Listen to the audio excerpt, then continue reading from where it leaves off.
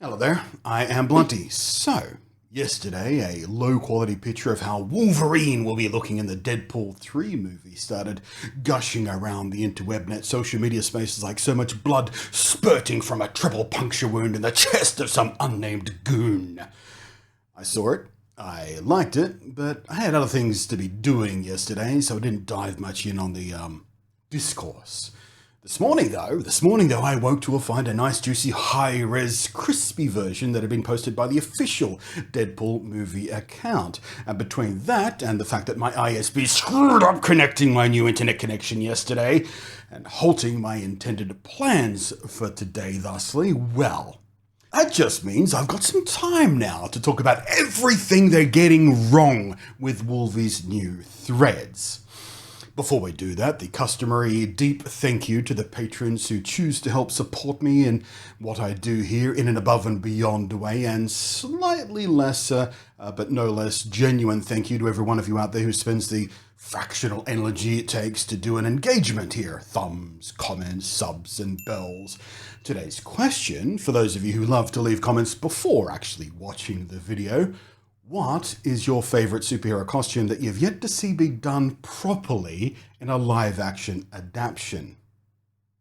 That'll get you going. Me? I'm still waiting on a really good Robin costume. You know what? I'm going to come back to that Robin thing at the end of the video because, man, do I have a rant loaded up about that I've been holding on to for a while now. I'm aching to get it off my damn chest, and this is the best time to do it, I think. But first, that damn Wolverine costume. I've had a chance now to take a quick poke around at how other people are reacting to it. There's a lot of gushing about how happy they seem to be to finally see him in a comic-accurate costume. Others just happy to see Jackman back at all, because, well, Logan was supposed to be the last time. He's still the only live-action Wolvie we've ever had, and people are really attached to him in that role. Which is hilarious to me, because I remember when his casting was first announced and was heavily criticized by comic fans because he was way too tall for Wolverine and way too handsome for Wolverine and badly cast based on his previous work. Which reminded me also of the heavy criticism Michael Keaton got when he was cast as Batman back in '89. People screamed about how miscast he was because all he was known for, at that time, best known for, was his light comedy work. And here we are in 2023 and people are gushing over having him back on screen and back in black and saying the line, "I'm Batman." We've now had decades of this screeching fandoms freaking out and flailing around online in impotent rage, only to flip-flop when they actually give something a chance before casting judgment and rage and abuse upon it and finding out, oh, actually I like it. Why don't people learn? Anyway, the so-called comic accuracy of the new suit Jackman is in. Well, that all depends on what comic, what artist, what series, what timeline, what version, and what decade we're even talking about, because just like basically every other superhero, even those as impossibly iconic as Superman, well, they've had many changes in costume and even characterization throughout the years. This Deadpool 3 costume, for example, is not comic accurate to Wolverine's original look. A sleeveless yellow unitard with a whiskered mask and a red belt and blue trunks. It's not accurate to the shoulder-padded tank top and brown costume from the likes of Uncanny X-Men. That's why I'm in a sleeveless thing today, because Wolverine is usually sleeveless. Under Jim Lee, whose art I've kind of always hated, by the way. He's got a great reputation in the industry, but I really don't like looking at his art. It's way too busy and over-fussy for my taste. But in Uncanny X-Men, his Wolverine was blue and gold with a large red belt with a big X on it, and it's a base costume that most of the other X-Men teams shared. It was a uniform, not a costume. And it, unusually for Wolverine, had full sleeves, blue, with yellow gloves. That's an almost direct inversion of the Deadpool 3 costume. There's other times under the Ultimate branded comics where Wolvie spent a lot of time in a mostly black costume with just a few yellow slashes across his shoulders. Or the completely monochrome black and grey suit from his X-Force days. Point is, this Deadpool 3 costume is accurate to none of these comic costumes in various ongoing comic book series, either starring or frequently featuring Wolverine as a main cast member. And in fact, as you've been seeing, it's actually pretty rare for Wolverine to have sleeves at all. 90%, 95% of his costumes are completely sleeveless, not even sort of little t-shirt sleeves. And this, of course, is a stylistic choice. Wolverine doesn't need any protection because of his healing factor, so any consideration of, say, Kevlar or other exotic comic book cloth that's bullet or knife resistant or power resistant is just unnecessary for him. He doesn't need a costume apart from modesty. Bare arms show off his physical strength, like how gym bros will often go for the tank top or short sleeve tight t-shirt look. Even if it's weather or situationally silly to be wearing that, they just like to show off their big arms. It also gives the artist an opportunity to show Wolverine's typically very hairy body, a hint towards his more aggressive and animalistic nature versus the more refined, elegant superheroes, I suppose. If I was a betting man, though, I would suggest there's a strong possibility we'll get a sleeveless version of Wolverine in Deadpool 3, though, either as an alternate costume, or maybe this one just gets torn up and his sleeves gets, torn away. It doesn't really matter. I'm only saying all this to make the point that it's not comic accurate, and that doesn't matter. I mean, the colors are largely correct for most of Wolverine's costumes, except the red belt is missing, and sometimes he has trunks and sometimes he doesn't have trunks. And the winged boots, iconically Wolverine, they're also missing. But as any cosplayer will tell you, while they do cool things for the iconic silhouette of a character when stylistically drawn in a comic book, in real life, wings like that on your boots are just very, very annoying to even walk in them because, of course, the wings and flaps keep hitting one another as you're walking. I've done it before. It's not fun. Plus, he only sometimes has the flares on his boots in the comics in various costumes anyway, so But hey, like I said, I'm mostly here just to mock how nitpicky people can be with live-action superhero stuff, especially the costumes. I'm so tired of the discourse around that. I mean, yes, I chuckled a little bit in the original X-Men movies where Cyclops, Wolverine was criticizing the leather things and Cyclops was, what would you prefer, yellow spandex? Wouldn't that be ridiculous? Doesn't have to be spandex. And anyway, even when they do get it right or close to right, like the Superman costume in the Superman and Lois series is currently running, I really like that costume.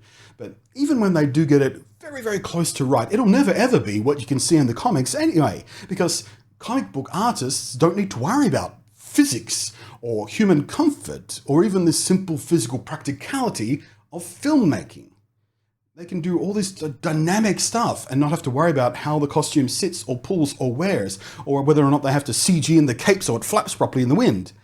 Many of us are, or have been in our formative years, emotionally very invested in these characters, or at least the versions of them we had at the time.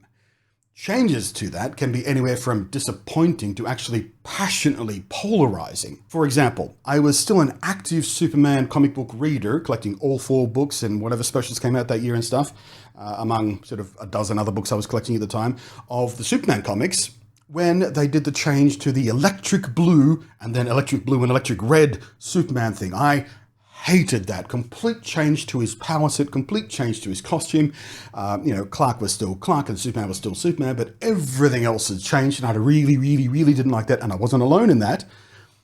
But you go around looking on, channels today that specialize in talking about comic book stuff, and you'll find people praising that series for the things they did. And they did do some interesting things, like when Clark was in his human form, out of costume essentially, he was vulnerable, as any human was. He got a paper cut for the first time, and that was really interesting to see him process that. And we knew intrinsically it was never going to be a permanent change because Superman is so iconic and so valuable as a brand. They were always going to change him back. But that change was still very, very annoying at the time for a lot of comic book fans because change is hard sometimes. But sometimes it's worth it too. And it's especially for those of us who needed this kind of escapism in our otherwise difficult younger years, and especially those of us with various kinds of neurodiversity that makes us latch a little harder and a little more deeply onto such things when they start fiddling with that. It can mess, it can... But the fact is, and something I eventually had to accept myself, is comics have never ever had stable representations of any character, hero or villain, or any of the cast surrounding them. Jimmy Olsen's history alone, it's just Superman's body, is crazy. Look into it. They've done some wacky, bizarre things with Jimmy Olsen as a character, as a person, who he is and what he does in his day-to-day life. Some of the main characters change dramatically throughout the years, like many different versions and takes that have been Supergirl. She hasn't always even been the same person. Sometimes she's even been an interdimensional lump of protoplasm that Lex Luthor wanted to shape into a Supergirl figure, and that's a whole big thing as well. But it was still Supergirl. Lex Luthor has been everything from a mad scientist, just a nondescript, generic mad scientist guy, to a corrupt capitalist, to the President of the United States, and everything from bald as an egg to having an insanely thick and lush head of shock red hair. And Wolverine has been everything from a mindless weapon to PTSD soldier to substitute father to teacher to barely more than a wild dog to loner to leader, from an antagonist to a mentor. There is no such thing as a singular comics accurate representation of Wolverine or any of these characters, because these characters are just vehicles for exploring human nature or just telling cool stories about adventure or power fantasy. People criticised Jackman's casting, and now a couple of decades on, we can barely imagine anybody else in that role. Who could do it as good as him? I mean, yeah, he's too tall and he's too pretty for Wolverine, and he seems badly cast because in real life he's very gentle and he likes musicals and he has a really lovely singing voice. That's not Wolverine, is it? Hey, you know the thing about the profession that Hugh Jackman is in? It's called acting. Some of them are pretty good at it. But with all that said, let's come back to that Robin thing. Why is Hollywood so terrified of Robin? We've never seen a good live-action version of Robin, and they've only even tried twice in earnest, in the modern superhero movies and shows at least. Shout out to 60s Robin in all of your holy old TV shows, Batmanitude. And the costume from Titans, no. Too bulky, too gloomy, too blah. And a grown-up Robin, it misses the point of Robin. The nipply one from Schumacher's films? Well, there's my thumbnail. Dear God, no. Obviously, you're not going to go full classic with the acrobatic trunks and bare legs because, well, that was always just a bit weird. And those little slippers he used to wear. But maybe something close to the OG animated series design. That was really nice. And no more rubber and heavy armor plating that makes everyone look bloated and heavy. Superheroes are supposed to be dynamic and acrobatic, especially the ones who are actual acrobats like Dick friggin' Grayson. Cast someone who can play 14 to 16. Cast someone who is lithe, graceful in their movement, and please make a movie focusing on Robin's story. Tell the story of Bruce trying desperately to save Grayson from his own fate. No piece of media has summed this up better, I think, than Young Justice Season 1, where they're discussing the true age of Shazam, who's, kid, and he says the magic word, and he's an adult, blah, blah, blah. And they're all like, well, he lied to us. He didn't tell us he was actually a kid, and a lie of omission is still a lie. That's not very Justice League-y. And Batman goes, well, I knew. And Wonder Woman turns to him and makes a snide remark to Batman on this about him, oh, I'm not surprised you would say that. You indoctrinated Robin into crime fighting at the ripe old age of 9. Batman responded to that with Robin needed to bring the men who murdered his family to justice. To which Wonder Woman comes back with, what, so he could turn out just like you? Sort of projecting a selfish desire onto Batman. To which Batman responded, so that he wouldn't. Which is the point. That's the point of Robin. That's the key to Robin, turning his pain and loss into a weapon for good, processing it through action and choice, using it to help others, but without being swallowed by the cold obsession and vengeance like Bruce was. That's an amazing story to tell, full of conflict and emotion and agency. I want to see that story told in a medium with a broader reach than comics. We've seen it touched on in various levels of completeness in several of the animated shows. They've hinted at it from time to time, but it's never been given a full and dedicated focus to tell it completely. I love Batman, but in my humble opinion, we've seen enough brooding, furious Batman in live action now, perhaps even too much, frankly. It's time for a new lens on the Bat family. Give us a young Robin actually going through the process of filtering his grief through action, turning pain that will never and can never leave you into power, and not just a consuming fire like what happened with Bruce, but a light towards joy, because that's what Robin is, and what Robin should be, in my eyes at least. Bruce was consumed by his path. Dick Grayson has the chance to learn from that and find a way to use what they share together, but not let go of his optimism and faith in people.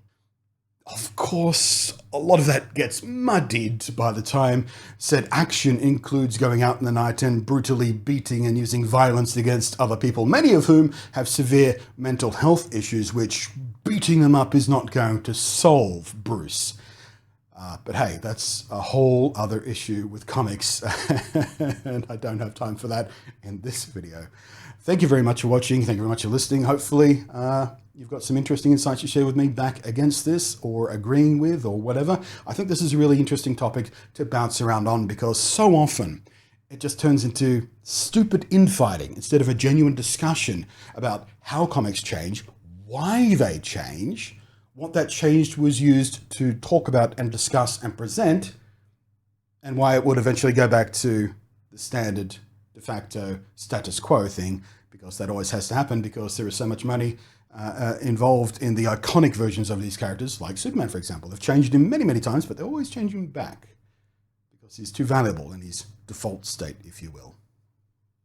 Thanks for watching. Thank you as always to the patrons scrolling up above there. I am Blunty, and I will catch you next time. Snicked! Had to do it at least once, right? Thwip.